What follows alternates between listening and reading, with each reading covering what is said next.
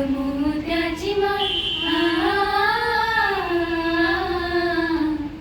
हो तारारारारारा, तारारारारा, तारारारारारा, तारारारारा.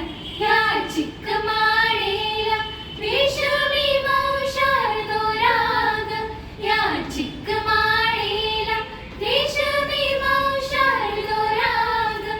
मऊ रेशमाच्या दोऱ्यात नवरंगी माळ ओविली ग, रेशमाच्या दोऱ्यात नवरंगी माळ ओविली ग.